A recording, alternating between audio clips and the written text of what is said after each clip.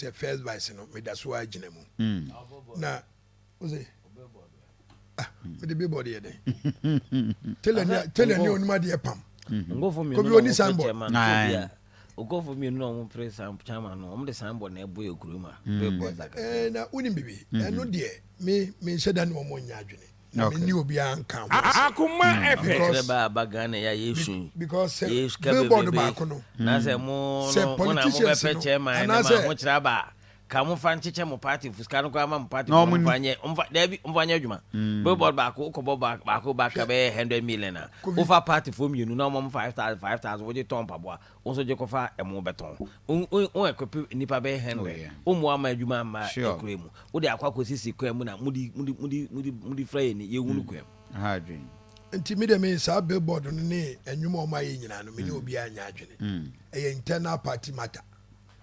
What you say internal party matter. Akoma FM. Yenya ni nyina ma ye college no. Na wo mo no so mo start ye campaign achem ema wo mo. Utua wanya wo de we tua wo so nya ne supporters. Na je mo na mo wa no mo ya. What you say na billboards ni ade ne de. I think say e too much. Yeah. E too much. Na micro poster kura me nya ska nya bi.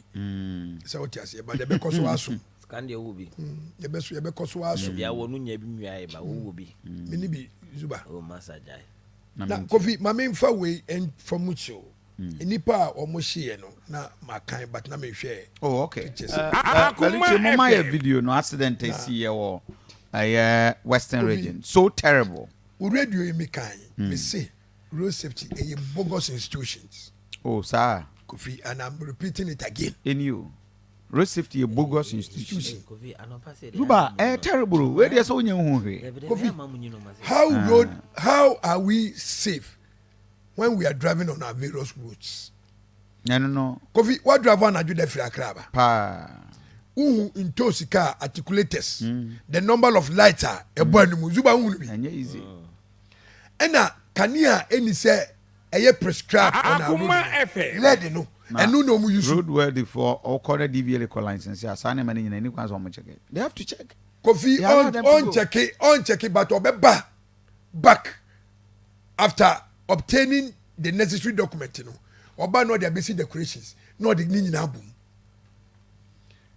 VIP buses, you know, VIP na popular. And no one dinner ne be use. You turn buses, no. No, so we use Marco Polo. Marco Polo, yeah, some of them. And a grand bed. Now, Kofi, sir, who say almost say what can you be? VIP, you man no come. Type of bus. Type of bus. Grand bed. I say almost so light now. It be was so Kofi. And it's a light in the tower near. The obetima ya ne say, ubejina be ojina na, ebi so na ojina kwam. And say road safety no, it's not about it. Accident in do na 90%. Ya na esi anado. But we dey we 2 o'clock. And I'm say do na ya na esi awia. And na Kofi. A jump on time no. Articulator be huni actually 70 to 80 kilometers per hour. Benz boss that time na 508. Ni actually 80 kilometers per hour. Akoma FM. One Fijasi, I heard somebody calling on your line. Fijasi, Ejuso, Aguna, Techimai, Mampong, Obuasi, Dunkwao, Sa Sprinter, and Sa cars in Inano. The drivers are not qualified. And it's a road safety for someone per se, a road near safer. Kofi, I was almost 30 operation, Omoni DVL in a omo kambo mu na mo de mo cameras ni de akire road signs omo famu se enkrofo hwe there was a time about 10 years ago yebusa akobi that time na MTTD for na ye sa program no okay na oboye ekwan so jojo no yebusa wo bi se adentina mo seat belt wase me bo a na me ho kai me oye oka Benz boss commercial vehicle ene ebusa ba ko se ne adro na ntwie e wo ho ene ebusa na wo se signboard ne kire se choba ɛwɔ kwan no so but meanwhile no all these people no Akoma FM hold this year omo drive passengers e dey come destinations Kovi say wuti kam na say 207 on say eboase kwan no wotra santase etu anwa kwanta eboase a ɛhɔ nyinaa no ɛyɛ kurom ɛwɔ sɛ ɔkɔ 50 kilometers per hour wonim speed ayɛ na Benz bus for ne speed for na woman back off toda kra wo mutwam krom nya kwan no mutwam but police for yi o mo free kwan mu so no ɛno so ha adwene with the speed check Akoma FM Kofi what drive wa hunu say first no wo mo anom kuta camera no no mo check over speed no wa hunu bi da ɛno o drive wa bon say driver ni di ne sa wo fom wahu obi any window na no de ne wayi ni sa no de awo fom e kire so mo wo ho afi bon so obi e ko 30 20 30 20 and now go below 30 and 20 so I was here chiwo because all my traffic abakwan so you are say 50 either 50 or 55 you don't have to go to 60 enti say see road safety coffee car be any one wa bra driver in party car na o to di kwakwan so fani say wadru T junction hey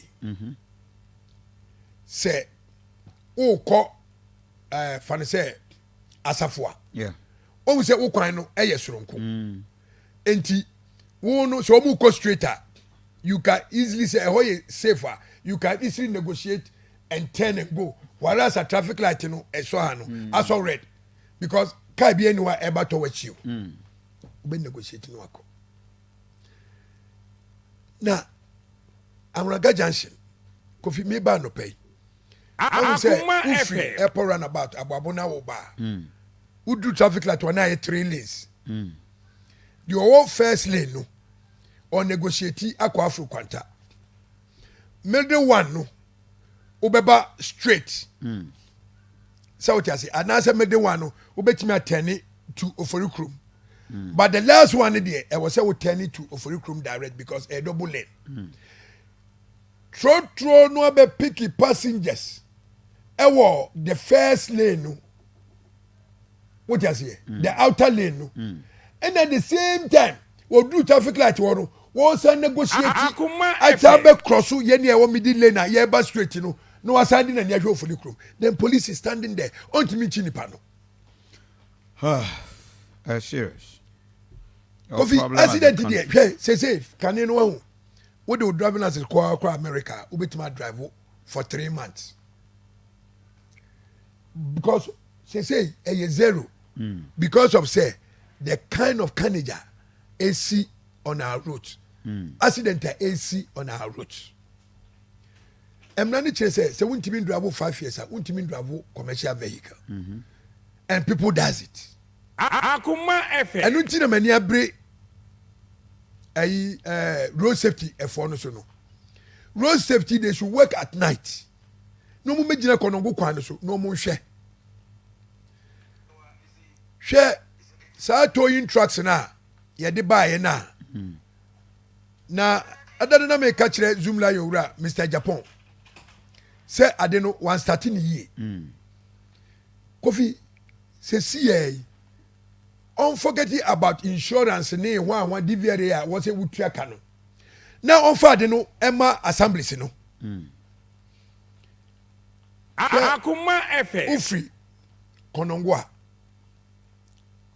o ja say anase ufri dwaso na wo ba kumase a dade so nya ho na Ashanti region start yan fama the assembly na wo ho no and I say under the original ministry. Yana wrap up. Yama no be 4 or 5 trucks. 87.9. Esisi kwa no ho. At greater say ya ni ache mienu, ni eto, ni ediaba. Ni won pe baabi on be park no. Oba betua usika na waji, na wa fix no, na woko. Obi ka say ya yama no just 30 minutes. Wantimi an fix car no a that vehicle must be towed. Enti obia every region bia nya ne de wo ne kwan so. Medas. Obia ye ne de wo ne kwan so a. Ofi you be reduce accident. Obrasinche, thank you. What I say because dual carriage in the crown, obi timi the drive. We nyina ye hwe yanim no, obi timi the drive no dey ko articulate us. Thank you. Zuba. Oh, say afa na me beba ayi no